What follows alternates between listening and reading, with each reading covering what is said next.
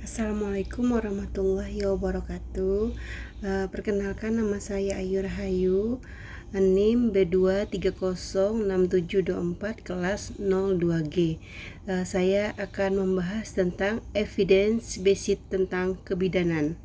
Evidence based healthcare adalah perilaku atau tindakan medis yang dilandasi suatu bukti ilmiah yang telah diuji kebenarannya dan tingkat kebermanfaatannya bagi menerima pelayanan pasien. Bagi bidan, segala tindakan yang dilakukan kepada pasien dalam pemberian asuhan kebidanan harus didasarkan bukti ilmiah yang sudah valid, terkini, dan bermanfaat. Sumber informasi akurat dapat diperoleh melalui pencarian internet, publikasi ilmiah, buku terbaru, seminar kesehatan, simposium, dan lain-lain. Adanya teknologi sangat membantu dalam proses pencarian informasi. Beberapa hal yang dapat dilakukan untuk meningkatkan kemampuan seseorang dalam pencarian informasi yaitu: 1.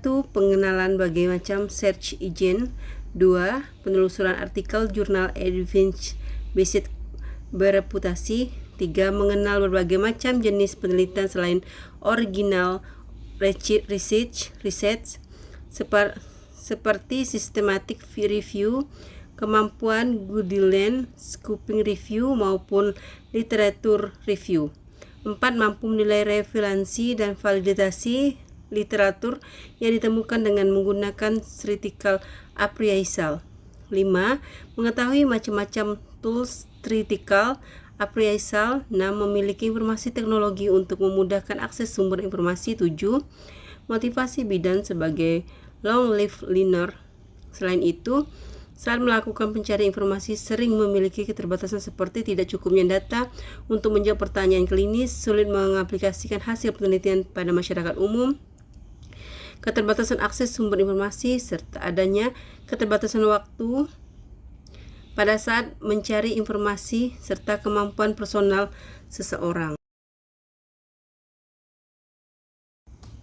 Prinsip evidence based dalam pencarian pustaka meliputi: 1. Merumuskan problem atau masalah klinis dengan menggunakan susunan PICO, Patient Intervention Comparative Outcome, atau menggunakan POS, Patient Exposure Outcome, dan Study Design.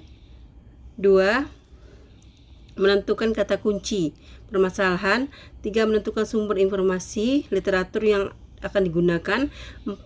Menilai validasi dan relevansi literatur dengan critical appraisal.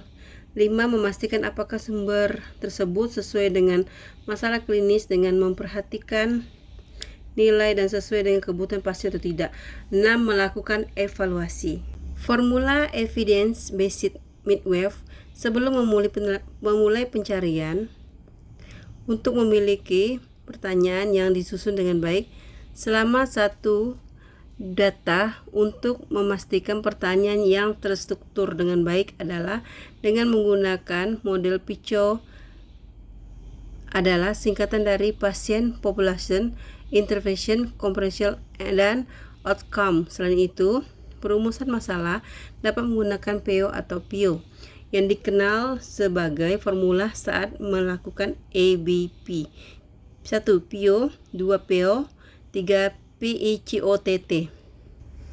PICO atau PICOTT, pasien atau masalah. Bagaimana Anda menggambarkan sekelompok pasien yang serupa dengan Anda? Apakah karakteristik pasien yang paling penting? Intervensi, paparan, faktor prognostik, intervensi, paparan, atau faktor proses utama.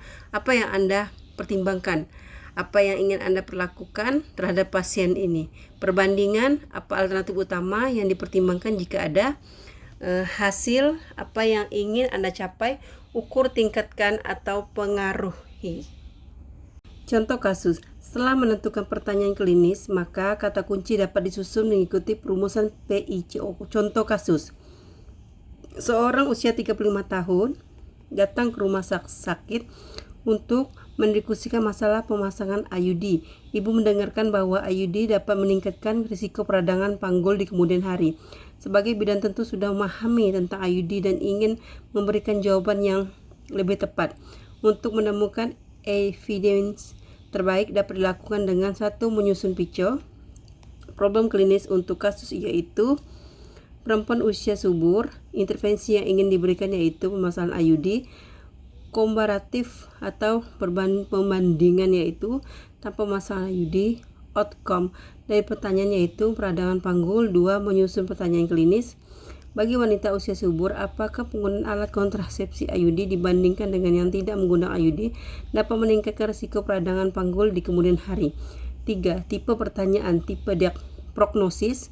Menentukan kata kunci untuk mencari sumber informasi dengan menggunakan kata kunci alat kontrasepsi IUD tanpa IUD peradangan panggul. Kata kunci yang dapat digunakan bahasa Inggris untuk penelusuran lebih banyak IUD, intrauterine device, tanpa IUD, without intrauterine device, peradangan panggul, pelvic inflammatory disease. Penyerahan laporan dikumpulkan sesuai dengan jadwal yang telah ditentukan oleh dosen atau laboran.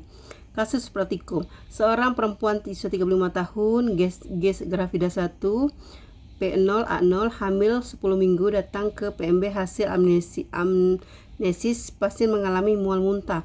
Pasien mengatakan sedang mengkonsumsi jahe untuk mengatasi mual muntahnya.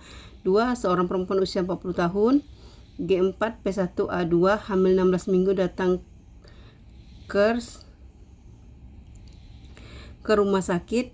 Pasien menjelaskan bahwa sudah menikah 20 tahun. Kehamilan pertama lahir dengan Down syndrome. Pasien ingin melakukan amniostensi untuk mengetahui kondisi janinnya yang sekarang karena takut terjadi hal serupa. Rumah sakit menawarkan untuk menjalani tes nuchal translucensi.